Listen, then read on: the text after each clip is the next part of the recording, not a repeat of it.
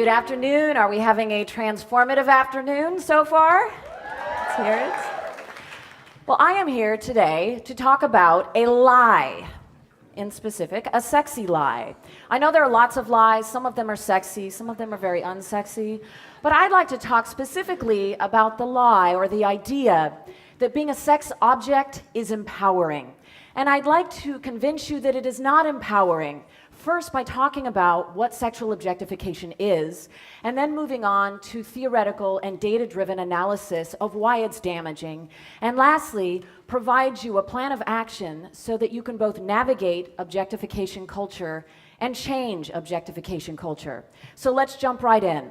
What is sexual objectification? It's the process of representing or treating a person like a sex object, one that serves another sexual pleasure.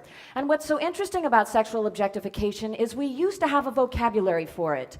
In the 60s and 70s, we were concerned about sexual objectification and its harm on girls and women. In the 80s, 90s, and today, we've actually been relatively quiet when it comes to public discourse. And so even though our sexual objectification culture is more amplified, we see more images, and 96% of them are female, of sexually objectified bodies.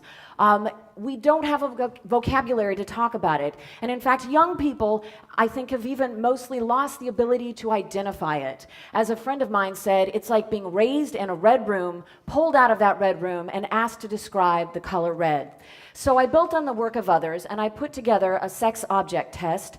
And if the answer is yes to any of these 7 questions, then you are looking at a sexually objectifying image. First, does the image show only parts of a sexualized person's body? In other words, does a part stand in for the whole? This woman's derriere, for example, in this advertisement. Does the image present a sexualized person as a stand-in for an object? In this image, a woman becomes a table. Does the image show a sexualized person as interchangeable? That is, as one of many items that can just be swapped out. Does the image affirm the idea of violating the bodily integrity of a sexualized person and that person can't consent? In other words, is that person being acted upon as though she is a sexual object? Does the image suggest that the sexual availability of the person is the defining characteristic of that person? And the text for this ad reads, "You know you're not her first, but do you really care?" And it's being used to sell pre-owned vehicles. Does the image show a sexualized person as a commodity, something that can be bought and sold? In this advertisement, you see women in a vending machine and a man is choosing a woman, and this is to sell men's shoes. And lastly, does the image treat a sexualized person's body as a canvas? And I'm not talking about inking or tattooing that a person decides, but rather marketers using the body as a specific type of canvas.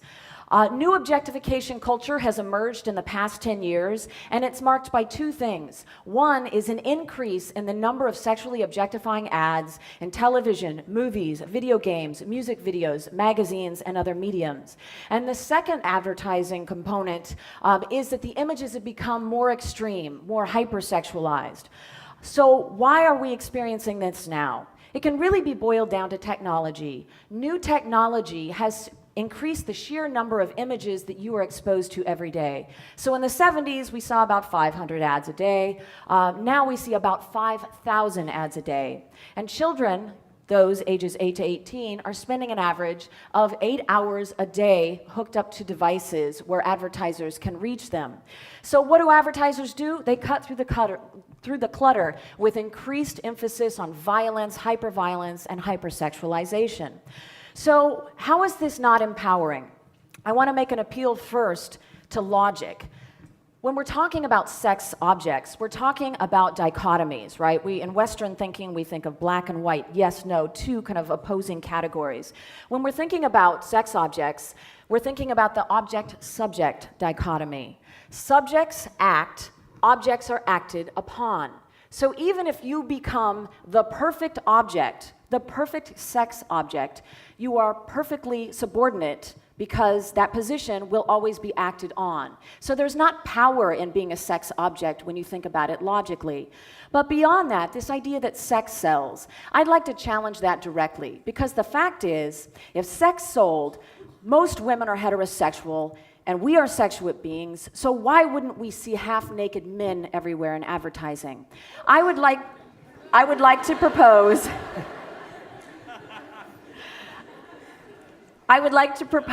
that something else is being sold here. To men, they're being sold this idea constantly that they are sexual subjects. They are in the driver's seat. It makes them feel powerful to see images of objectified women everywhere. And for women, we are being sold this idea that this is how we get our value and this is the way to become the ideal sex object, which is why instead of sex selling, these ideas of subjectivity and objectivity are being sold. So we see men's magazines with scantily clad women, and we see women's magazines with scantily clad women. Moving now to the research. Self-objectification is a phenomenon where we, girls and women, view our bodies as sex objects. And all of us do to a greater or lesser extent, and this varies somewhat by sexuality and somewhat by ethnicity, but by and large, all women face this in the US. So, self-objectification, 10 years of research, mostly done by psychologists. We know that it has some pretty severe effects. I'm going to run through the list, but I want to concentrate on just a few of these items. First, the more we think of ourselves and internalize this idea of being sex objects, the higher our rates of depression. We also engage in habitual body monitoring much more when we view ourselves as sex objects. What is habitual body monitoring?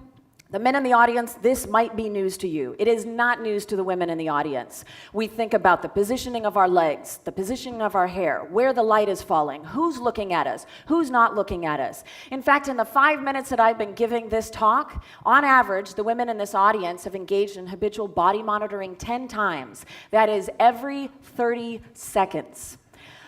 Eating disorders are much more prevalent with those who see themselves as sex objects, as well as body shame, and depressed cognitive functioning.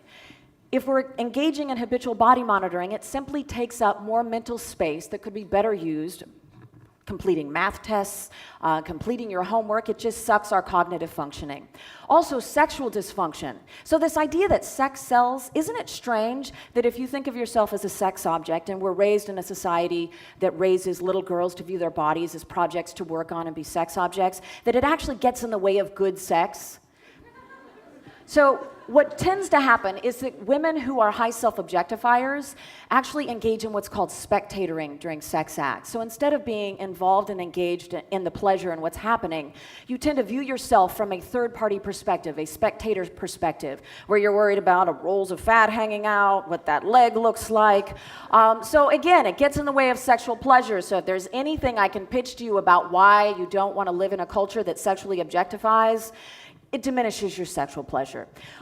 It also lowers self-esteem, it lowers GPAs, and it's not negligible. The difference that I found in my research is the difference between going to graduate school and not going to graduate school for college women. It also lowers political efficacy, or the belief that you have a voice in politics, and it lowers your ability to get along with other women. We engage in female competition. We see male attention as the holy grail of our existence by and large, and so we compete with other women for our own self-esteem because we see it as this finite resource, this cherished finite resource. So we go into parties and we know where we are in the pretty girl pecking order, and when another woman is valued for being a sex object, it actually makes us feel bad about ourselves. So, what can we do about this? Plan of action. First, I'd like to propose some personal actions, because what sexual objectification does is actually set up a sexy ceiling that damages women or harms them personally, politically, and professionally. I want to focus on the personal here. What can we do? We can stop consuming damaging materials, girls, women, because we know within the first 3 minutes that our self-esteem goes down when we're looking at fashion magazines. We can stop competing with other girls and women. When we see a woman who is getting attention for this, we can understand that she is part of a system where the rules are stacked against us. She is not a problem, she is a symptom of a problem. And we can stop seeking attention for our bodies. We raise our little boys to view their bodies as tools to master their environments. We raise our little girls to view their bodies as projects to constantly be improved. What if women started to view their bodies as tools to master their environment, as tools to get you from one place to the next, as these amazing vehicles for moving through the world in a new way. And for boys, be a supportive ally. Understand what's happening around you, what's going on in the minds of the women around you. Don't evaluate girls and women based upon how they look. Evaluate them for what they say and what they do. And finally, use your position of privilege strategically to speak out against objectification. So moving beyond the personal to the political, you can boycott, you can simply refuse to consume materials that sexually objectify girls and women. You can contact media producers when something is offensive to you. You can produce your own media. Get behind the camera, write, act, direct, and you can also engage in new media activism. There's an incredible world at your disposal to bring about political change, and I want to provide just a few examples. First, Sociological Images, a blog run by Dr. Lisa Wade, worked with students to pull Abercrombie & Fitch's padded bras or padded swimsuits for toddlers. And they ran a campaign where they blogged about it, it got some press coverage, there were some petitions, and they pulled the product nationally from their stores. This is my hero. Her name is Julia. She's a 14-year-old who got change.org to put a petition together, 85,000 signatures, and she went to New York, and 17 magazine agreed that they would not Photoshop any of their models from here on out. So, lastly, I'll leave you with this idea of imagining a different world.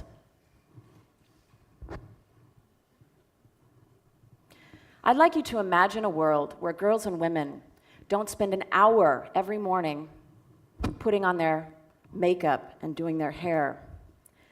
I'd like you to imagine a world where women are valued for what they say and what they do, rather than the way they look. I would like you to imagine a world where instead of spending time on dress and appearance, we actually directed our energies to dealing with serious problems like human trafficking, sexualized violence, homophobia, poverty, hunger. And lastly, because you are the architects of your future, I would like to remind you that sometimes architects have to demolish paradigms in order to build a better world. So my question for you is, what better world will you build? Thank you.